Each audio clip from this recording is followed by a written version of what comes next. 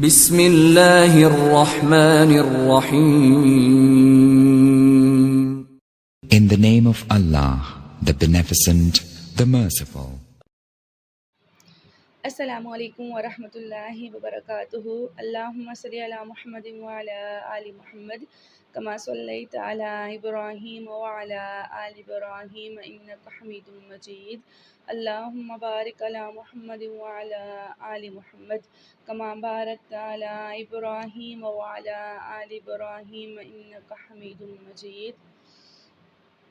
آج ہم اپنا سبق شروع کریں گے سورۃ بقرہ کا آیت نمبر 83 سے.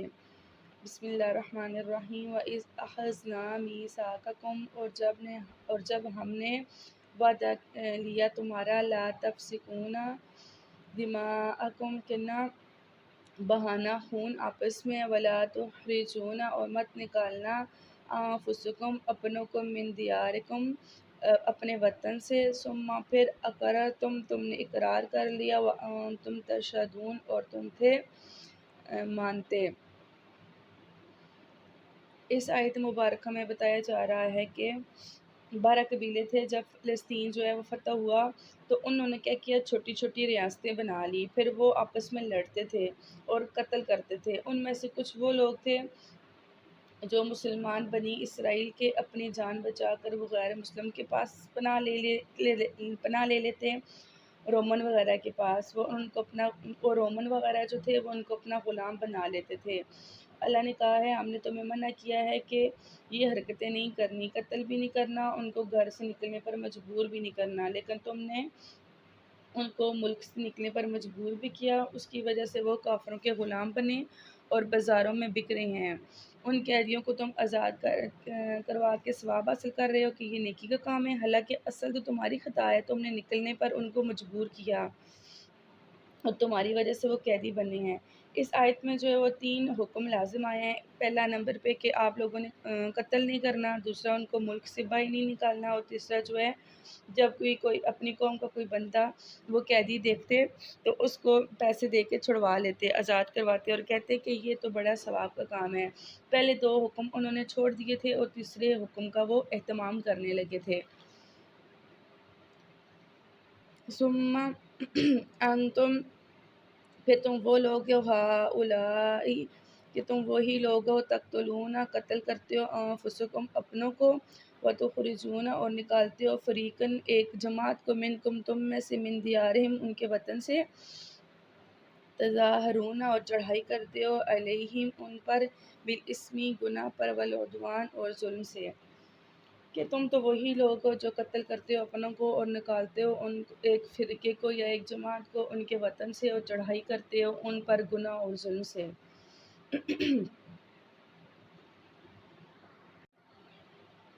وَأَن يَأْتُوكُمْ اگر آئے تمہارے پاس اسارا کوئی قیدی، تفادوہم تو ان کا بدلہ دے کر چھڑاتے ہو، وَهُوَ حالانکہ محرم حرام تھا، علیکم تمہارے اوپر، اخراجہم ان کا نکال دینا. افتؤمنون کیا تم ایمان لاتے ہو، ببعض الکتاب بعض کتاب پر، وتکفرون اور انکار کرتے ہو بعض کتاب کو. اس آیت مبارکہ میں بتایا جا رہا ہے کہ تم تو اس بات پہ خوش ہوتے ہو کہ قیدیوں کو آزاد کرانا ثواب کا کام ہے، لیکن جو ان کو قتل کیا اور ان کو ملک سے نکلنے پر مجبور کیا، وہ بھی تو اللہ تعالیٰ نے کتاب میں ہی نازل کیا تھا، اس پر تو تم ایمان نہیں لے کے آئے. آدھا دین اپنی مرضی کا لے لیتے ہو اور آدھا دین اپنی مرضی کا چھوڑ دیتے ہو. دین کے چند حصوں پر عمل کرنا اور چند حصوں کو چھوڑ دینا، اس طرح آج کل بھی ہو رہا ہے. قرآن کی تلاوت تو کی جاتی ہے لیکن جو اصل مقصد ہے قرآن پر عمل کرنا وہ چھوڑ دیا گیا ہے. وہ بھی تو قرآن کہہ رہا ہے نا، قرآن اس لیے نازل ہوا ہے تاکہ تم غور کرو، اس سے نصیحت حاصل کرو، قرآن کریم کی تلاوت کرو جیسے کہ حق ہے تلاوت کرنے کا، اور ٹھہر ٹھہر کے پڑھو. یہ آیت جو ہے بنی اسرائیل کے لیے نہیں ہے بلکہ قیامت تک کے لیے ہے، جو لوگ اپنی مرضی کا دین لیتے ہیں، تاکہ امت محمدیہ کے لیے عبرت ہو کہ تم لوگوں نے یہ کام نہیں کرنے. فما جزاء سو کوئی سزا نہیں، من یفعل جو کوئی کرے، ذالک یہ، منکم تم میں سے، سو کوئی سزا نہیں اس کی جو تم میں سے یہ کام کرتے ہیں، الا مگر خزی رسوائی ہے، فی الحیات الدنیا دنیا کی زندگی میں، ویوم القیامتی اور قیامت کے دن، یردون لوٹایا جائے گا، الی اشد العذاب سخت عذاب کی طرف. وما اللہ اللہ تعالیٰ نہیں ہے بغافل بے خبر عما تعملون، جو تم کام کرتے ہو۔ اس آیت مبارکہ میں بتایا جا رہا ہے کہ ایسے لوگوں کے لیے جزا نہیں ہے، تم میں سے جو کوئی ایسی حرکت کرے مگر یہ کہ دنیا میں اللہ تعالیٰ ایسے لوگوں کو رسوا کر دے گا۔ صحیح مسلم میں حدیث مبارکہ ہے کہ نبی کریم صلی اللہ علیہ وسلم نے فرمایا، اللہ تعالیٰ اس کتاب کی وجہ سے لوگوں کو عروج دے گا، اور اس کتاب کی وجہ سے جو ہے وہ صحابہ کرام اور اہل بیت کو عروج ملا، اور اس کتاب کی وجہ سے زوال ملے گا، اور ذلت اور زوال جو ہے وہ ان لوگوں کو ملا جنہوں نے اس کتاب کو چھوڑ دیا۔ وَيَوْمَ الْقِيَامَةِ يُرَدُّونَ، اور قیامت کے دن یردون لوٹائے جائیں گے الی اشد العذاب، سخت عذاب کی طرف۔ وما اللہ تعالیٰ نہیں ہے بغافل بے خبر عما تعملون، جو تم کام کرتے ہو۔ اس آیت میں بتایا جا رہا ہے کہ یعنی دنیا میں تو رسوائی ہونی ہے، لیکن آخرت میں جو عذاب ہے وہ بھی شدید ہے، اور اللہ تعالیٰ غافل نہیں ہے جو تم کام کر رہے ہو۔ اللہ تعالیٰ نے ایک ایک چیز کو نوٹ کیے ہوا ہے، اللہ تعالیٰ کے اپنے عمل میں ہے جو کام کر رہا ہے۔ اگر کسی بندے نے دکھلاوے کے لیے عبادت کی تو فرشتے نے اس کی نیکی تو لکھ لی، لیکن فیصلہ تو اللہ تعالیٰ کرتا ہے نا کہ اس نے دکھلاوے کے لیے عبادت کی ہے تو اس کی وہ نیکی زیرو سے ہوگی، کیونکہ دل کا حال تو اللہ کے سوا کوئی نہیں جان سکتا، یہ خوبی تو صرف اللہ کے لیے ہے، اس لیے اللہ غافل نہیں ہے جو تم کام کر رہے ہو۔ اولئک الذین اشتروا الحیات الدنیا، یہ وہی لوگ ہیں جنہوں نے خرید لی دنیا کی زندگی بالآخرتی، آخرت کے بدلے۔ یہ وہی لوگ ہیں جنہوں نے دنیا کی زندگی خرید لی، حاصل کر لیا آخرت کے بدلے، یعنی آخرت بیچ دی اور دنیا خرید لی۔ حالانکہ سمجھدار وہ ہے جو دنیا بیچ کر آخرت لے لے۔ فلا یخفف، پس نہ ہلکا ہوگا، عنہم العذاب، ان سے عذاب، ولا هم ینصرون، نہ ہی مدد ان کی کوئی مدد، نہ ہی ان کو مدد پہنچے گی، نہ ہلکا ہوگا ان پر عذاب اور نہ ہی وہاں ان کی کوئی مدد ہوگی۔ ان لوگوں سے عذاب ہلکا نہیں کیا جائے گا، نہ ہی وہاں پر ان کا کوئی مددگار ہوگا۔ اللہ تعالیٰ نے کسی کے اوپر گرفت کر لی تو زمین آسمان کی مخلوق بھی چھٹکارا نہیں دے سکتی۔ اللہ تعالیٰ فرماتا ہے کہ اس کے حکم کے حضور کوئی کسی کی سفارش نہیں کر سکتا سوائے اس کی جس کو اللہ تعالیٰ نے خود اجازت دے دی ہو۔ وَلَقَدْ آتَيْنَا مُوسَى الْكِتَابَ، اور بے شک ہم نے دی موسیٰ کو کتاب، وَقَفَّيْنَا مِن بَعْدِهِ، اور بھیجے ہم نے پے در پہ بالرسول، رسول، بے شک ہم نے موسیٰ علیہ السلام کو کتاب دی اور پے در پہ ان کے پیچھے رسول بھیجے۔ اس آیت مبارکہ میں بتایا جا رہا ہے کہ موسیٰ علیہ السلام کے فوت ہونے سے پہلے جوشع بن نون کو انہوں نے اپنا خلیفہ بنا لیا تھا۔ ایک پیغمبر دنیا سے جانے سے پہلے دوسری جگہ پیغمبر اپنا مقرر کر کے جاتا۔ بخاری مسلم کی حدیث مبارکہ ہے کہ بنی اسرائیل کا انتظام ہمیشہ پیغمبروں کے ہاتھوں میں رہا ہے، جب ایک پیغمبر فوت ہوتا تو دوسرے کو اپنی جگہ خلیفہ بناتا، جبکہ میری امت میں پیغمبر نہیں ہوں گے، خلفاء ہوں گے۔ تو یہاں پر اس کی طرف اشارہ ہے کہ حضرت موسیٰ علیہ السلام اور ان کے بعد پے در پہ آنے والے رسولوں کی طرف۔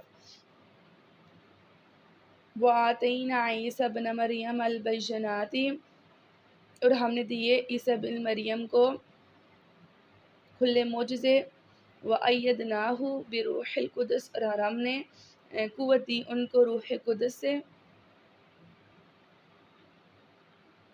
اس آیت مبارکہ میں بتایا جا رہا ہے کہ اللہ تعالیٰ کی قدرت کا بہت بڑا نمونہ حضرت عیسیٰ بن مریم وہ تشریف لائے جو کہ بنی اسرائیل کے آخری پیغمبر تھے۔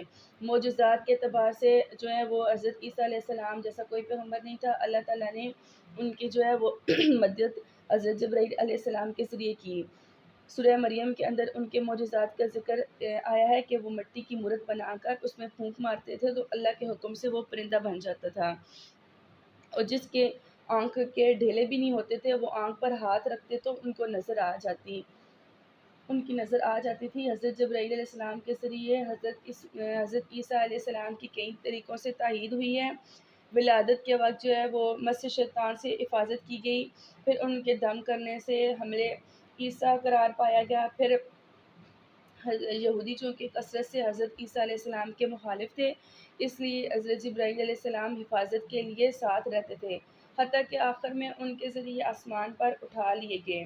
یہودیوں نے بہت سے پیغمبروں کی تکذیب کی، حتیٰ کہ حضرت عیسیٰ علیہ السلام کی بھی تکذیب کی، حالانکہ وہ تو خود یہودی و نسل تھے۔ حضرت عیسیٰ علیہ السلام یہودی تھے اور بنی اسرائیل سے ہی تھے، لیکن انہیں نہیں مانا ان لوگوں نے۔ اصل میں اللہ تعالیٰ مسلمانوں کو بتا رہے ہیں کہ اگر یہودی اور نصارہ تمہارے پیغمبر کی دعوت کو قبول نہیں کر رہے تو ان کا یہی طریقہ رہا ہے. انہوں نے پہلے کون سے پیغمبروں کو مانا تھا؟ اس کی وجہ پھر آگے یہ آ رہی ہے کہ افق الما، اور جب کبھی جاءکم آئے تمہارے پاس رسول بما لا تہوا، اور وہ حکم جو تمہیں پسند نہ آیا، انفسکم تمہارے جی کو، انفسکم مستکبرتم تو تمہارے جو کو جو چیز پسند نہ آئی تم نے تکبر کیا، فریقم کذبتم اور ایک جماعت نے جھٹلایا. جب کبھی بھی تمہارے پاس کوئی پیغام لے کر آیا جو تمہارے نفس کو پسند نہیں تھا تم نے اس پہ تکبر کیا. یہودیوں کی عادت ہو چکی تھی کہ حرام کھانے کی وہ اپنی مرضی کے فتوے لکھتے تھے پیسے لے کر. تو حضرت عیسیٰ علیہ السلام نے آ کر ان کو ایسے کام کرنے سے منع کیا اور نصیحت کی کہ یہ حرام کا کام ہے، اس کو چھوڑ دو، تم کتاب کو ماننے والے ہو. تو انہوں نے حضرت عیسیٰ علیہ السلام کو قتل کرنے کی سازش کی، تو اللہ تعالیٰ نے پھر ان کو زندہ آسمانوں پر اٹھا لیا. وَفَرِيقًا تَقْتُلُونَ اور ایک جماعت کو قتل کیا. اس آیت مبارکہ میں حضرت زکریا علیہ السلام کو ان یہودیوں نے قتل کیا، حضرت یحییٰ علیہ السلام کو قتل کیا کیونکہ وہ ان کی غلطیاں پکڑتے تھے. حضرت عیسیٰ علیہ السلام کے ساتھ بھی انہوں نے یہی کرنا تھا. یہ دونوں پیغمبر جو تھے وہ ایک واقع تھے. حضرت یحییٰ علیہ السلام حضرت عیسیٰ علیہ السلام کے پیغمبر ہونے کی تصدیق کی تھی. حضرت عیسیٰ علیہ السلام چونکہ ایک رسول بھی تھے، صرف نبی نہیں تھے. رسول کے بارے میں اللہ تعالیٰ کا قاعدہ ہے کہ اللہ تعالیٰ نے فرمایا ہے کہ میں نے یہ بات طے کر لیا ہے کہ میں اور میرے رسول غالب ہوں گے، لہٰذا رسول کبھی قتل نہیں ہوتے. رسول وہ ہوتا ہے جس کو اللہ تعالیٰ نے شریعت دی ہو، یعنی کتاب دی ہو، اور نبی وہ ہوتا ہے کہ جس کو اللہ تعالیٰ نے پہلی والی شریعت کا حکم دیا ہو کہ اس کو لے کے آگے چلنا ہے. جزاکم اللہ خیراً.